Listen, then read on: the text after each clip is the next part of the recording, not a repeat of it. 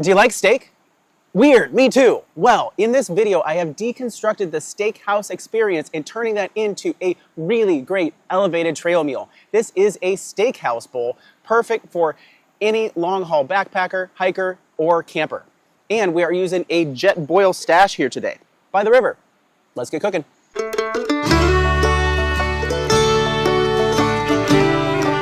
It's about the sides that you get along with it. Oh yeah, nice and creamy.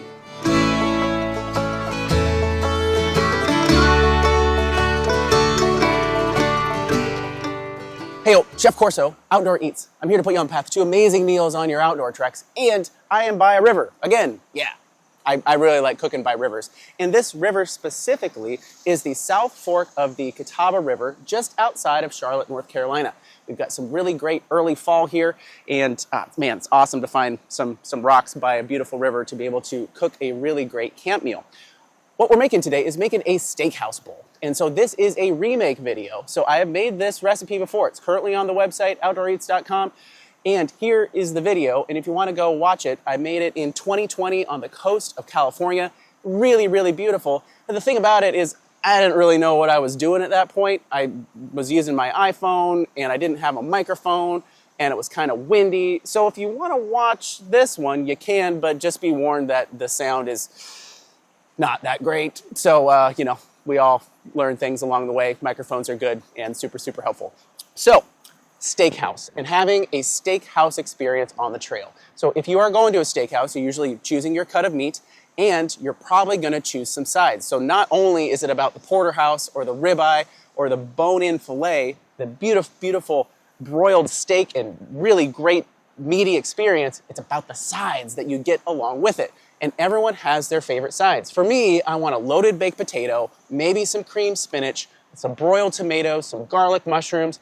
Like, I really love it when you go to a steakhouse with a bunch of people because then you get a bunch of sides, you get to like eat them all. So the sides that we're making here today is garlic mushrooms, creamed spinach, and a little bit of a hack for getting some onion rings in the mix as well. And we are getting super fancy here on the trail with a bearne sauce. Sometimes you get like a, red wine sauce, a black pepper sauce, bearnaise or blue cheese or something like that. But yes, we are gonna be able to have a fancy, fancy sauce on the top of our steak bowl. What we're cooking on today is a Jetboil Stash. And what I like about this is it does have some nice teeth to be able to hold on to our pot.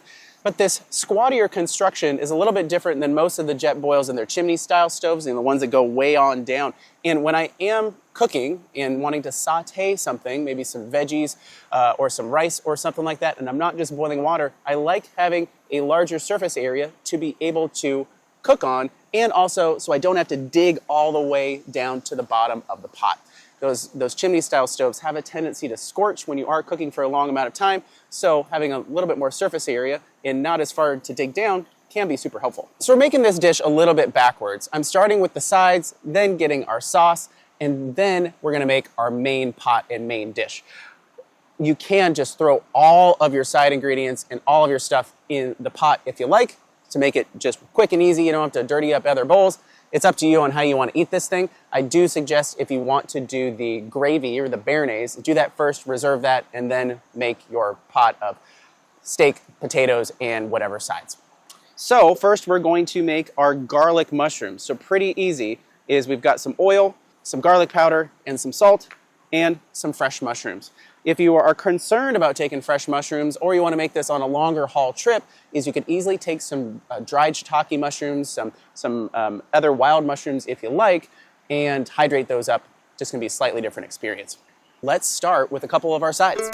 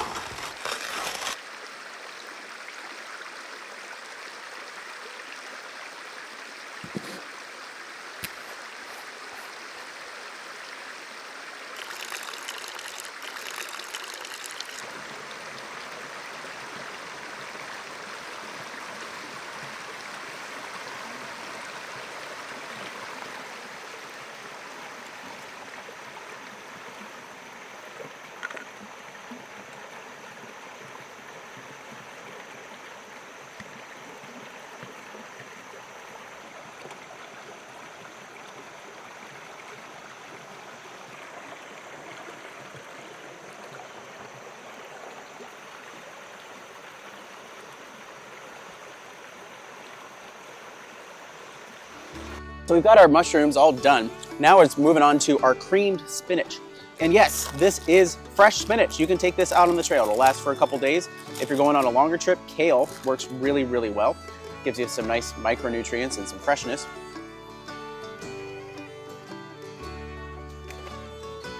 And we get to see how much of this spinach is gonna fit in this pot, because these greens have a tendency to break down and cook down a lot.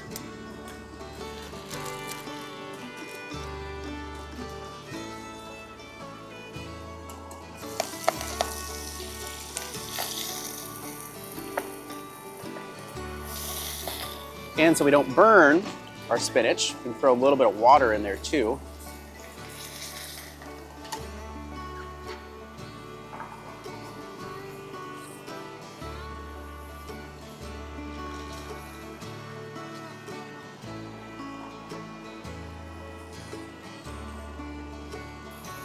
I'm turning my heat to kind of a nice medium low, so we aren't ripping too much here. Wow, look at that, it's already broken down. Would you look at that? That whole bag, how much is this? 6 ounces of spinach fits in our pot. Incredible. Make sure to pack that bag out. It's important to get the cooked spinach from the bottom up to the top so that the uncooked can get some heat and start to break down. Wow, look at that. Green and fresh for a trail meal. Love it. So at this point, we're gonna add our other flavorings here and our ingredients to cream it up, because this is creamed spinach. So a little bit of salt, a little bit of garlic powder, and some non-fat milk powder. You could also add some Parmesan cheese or Parmesan cheese crisps to this as well to give it another dimension of flavor. One other great addition is a little bit of dry mustard.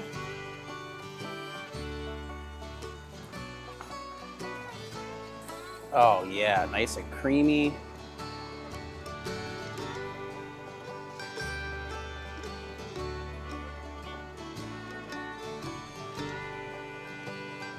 Wow.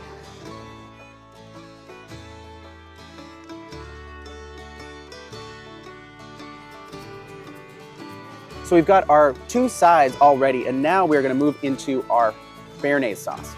And béarnaise sauce or hollandaise sauce comes in one of these gravy packets.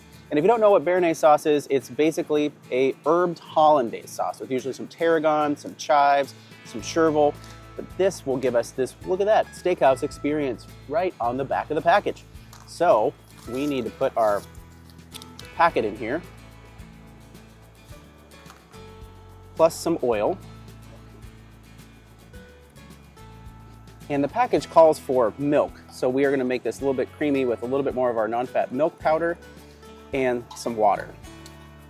And this might not look very good right now, but once we hit it with some heat, it's gonna thicken up and come together really, really nicely. For any one of these packets, the gravy packets, turkey gravy, beef gravy, hollandaise, béarnaise, they all have starch in them. And they all need to come up to a really nice simmer in order for that starch to activate. So if you're looking at this and like, wow, this is really thin, well, we haven't reached a simmer yet. And once you have, you can really see how thick it is. You can easily adjust with a little bit of water. Wow, look at that, yep. Turning down our heat so we're not bubbling over. Wow, look at that, it just thickened up in like seconds right before our eyes by the river. Wow. Béarnaise sauce, fancy schmancy for our elevated trail meal. Look at that. Let's see what this tastes like. I haven't had béarnaise sauce in a long time.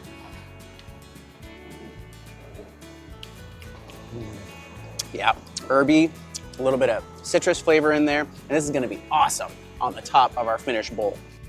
And now to the meat and potatoes of our meat and potatoes dish. So for steak, we're using beef jerky, and it's gonna hydrate up in our water.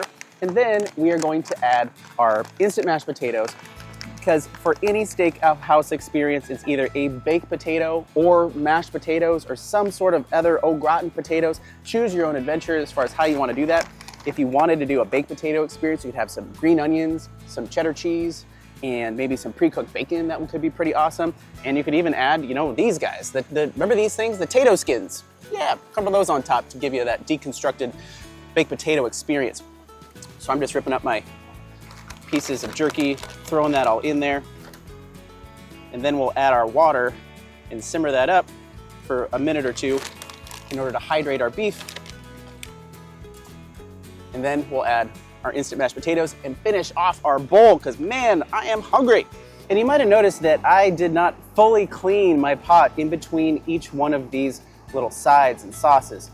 And you know, I don't really need to, I don't really want to. It's not gonna really help us out a whole lot. And you know, there's a thing called hiker clean where it's pretty darn clean. And you know, maybe a little mushroom got in with the spinach, or maybe a little spinach got in with the bearne sauce. It's gonna be fine. So it's just been a few minutes and we're boiling and our beef jerky is hydrated and it is smelling really, really good. I highly recommend the black pepper flavor of beef jerky for this. Really, really tasty. And then we're gonna add our instant mashed potatoes, friend of the hiker, friend of the backpacker, to finish off our main component for our Steakhouse Bowl. We've got all of our components done here on the rock for our Steakhouse Bowl. And here's the thing, guys, you don't have to make all of these sides. Part of Outdoor Eats is to give you options. So maybe you can make one. Maybe you want to saute up the mushrooms first and then add the jerky and then add the instant mashed potatoes. It's really, really up to you. If you have the time and the energy and the desire for a full steakhouse experience, this could be it for you. But also think about what other ingredients you want to add or what other sides you want to make. There could be some really, really good stuff. So James is going to come in because I made enough for 2 people. Liquid Logic, hello. Hello. Did you think you're going to get steak by river today? I did not. Oh, have you ever had this recipe? No, I haven't. Nice. It looks amazing. Smells amazing. So when you have gone to a steakhouse in the past, what have been your favorite sides? Mashed potatoes for sure. Okay, good. Well, we got that checked off. Yep. And nice. then I love cream spinach. Cream spinach. Well, we've got that too. You also mentioned another one on the trail that you really, really liked. Yeah, big fan of onion rings. Onion ring. Do you eat onion rings all the time or just at steakhouses? Just at steakhouses. I like that. Yeah. I know, like the big fat ones. Mm-hmm. Oh, man. Yeah, I don't eat onion rings all the time too, but sometimes they like really, really hit the spot. And at the steakhouse, usually they're like big, fat, properly fried, so good. So I actually have something that can work like an onion ring, which is French's fried onions. Awesome. So we'll put that on the top to give us a third side experience. Here you go. And give us a little bit of crunch on top. Yeah. Mmm. This is a trail onion ring. Delicious. Pretty good. All right, let's build our bowls. Okay. And enjoy this by the river. All right.